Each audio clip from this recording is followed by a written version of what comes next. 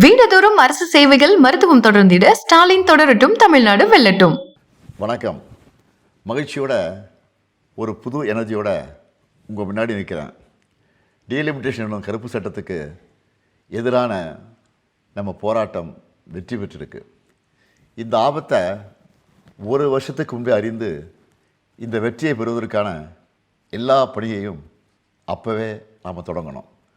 மாநில முதல்வர்கள், எதிர்க்கட்சி தலைவர்கள் ஒருங்கிணைப்பு கூட்டம் தொடங்கி நேற்று முன்தினம் கருப்பு கொடி ஏற்றி கருப்பு சட்ட நகலை கொளுத்தின. அதுவே நேற்று திண்டுக்கல்லில் வெற்றிக்கான வெடியை கொளுத்தின. தீ பரவட்டும்னு சொன்னேன். அது பார்லிமெண்ட் வரை பற்றிக்கிச்சு. 50-60களை பார்த்த பழைய திமுகவை பார்க்க வேண்டிய வரும்னு எச்சரித்தேன். அப்படின்னா என்ன என்று கேட்ட சில அறவைக்காடுகளுக்கு இதாண்டா திமுக பாருங்கள் என்று நேற்று ஸ்ட்ராங்காக காட்டியிருக்கிறோம்.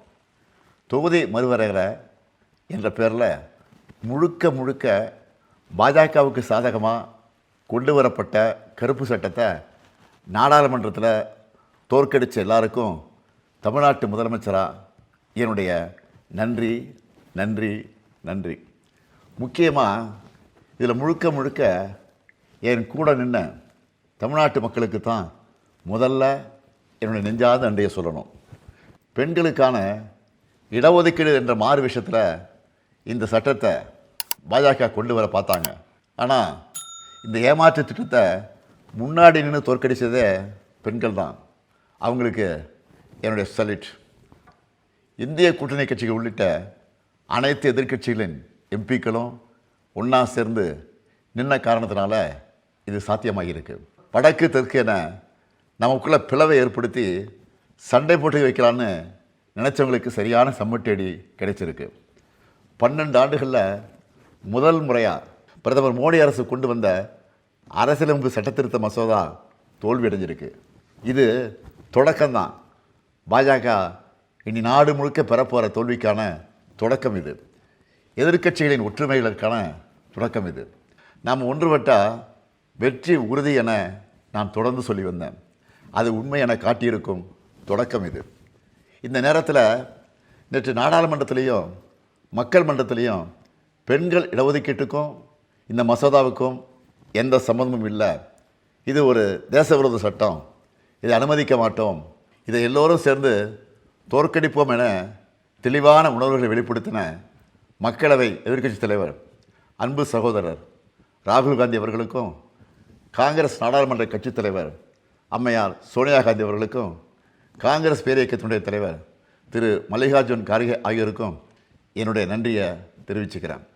காங்கிரஸ் மட்டுமல்ல, திரிணாமுல் காங்கிரஸ் கட்சி தலைவர் அருமை சகோதரி மமதா பானர்ஜி, உத்தரப்பிரதேசத்தின் ஒளிவிளக்கு சகோதரர் அகிலேஷ், ஆம் ஆத்மி கட்சி தலைவர் அரவிந்த் கெஜ்ரிவால், ராஷ்ட்ரிய ஜனதா செயல் தலைவர் தேஜஸ்வி, தேசியவாத காங்கிரஸ் செயல் தலைவர் சுப்ரியா சுரே, பிஜு ஜனதா தலைவர் நவீன் பட்நாயக், ஜார்க்கண்ட் முக்தி மோர்ச்சா தலைவர் ஹேமந்த் சோரன், ஜம்மு காஷ்மீர் தேசிய மாநாட்டு கட்சி தலைவர் ஃபருக் அப்துல்லா, சிவசேனா தலைவர் உத்தவ் தாக்கரே, இந்திய கம்யூனிஸ்ட் கட்சியுடைய பொதுச் செயலாளர் சகோதரர் டி ராஜா, மார்க்சிஸ்ட் கம்யூனிஸ்ட் கட்சியுடைய பொதுச் செயலாளர் எம்ஏ பேபி, பிஆர்எஸ் கட்சி தலைவர் கே சந்திரசேகர் ராவ், சிரோமணி அகாலிதள தலைவர் சுக்பீர் சிங் பாதல் ஆகிய தேசிய தலைவர்களுக்கும் என்னுடைய நன்றிகள்.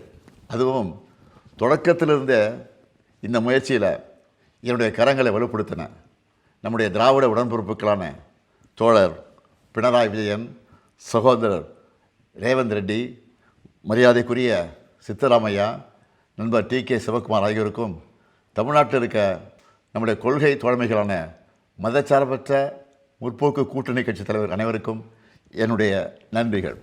இப்போ நாம் பெற்றிருப்பது பாதி வெற்றி தான்.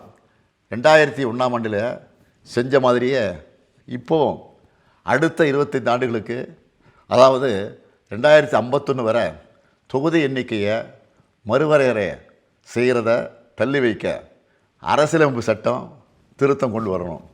அது மட்டுமல்ல, பெண்களோட இடஒதுக்கீட்டுக்காக 2023ஆம் ஆண்டே நாம் ஆதரித்து நிறைவேற்றின சட்டத்தை எந்த நிபந்தனையும் இல்லாமல் பாஜக அரசு உடனடியாக இப்போ இருக்கிற உறுப்பினர் எண்ணிக்கைக்கே அமல்படுத்துகிறோம்.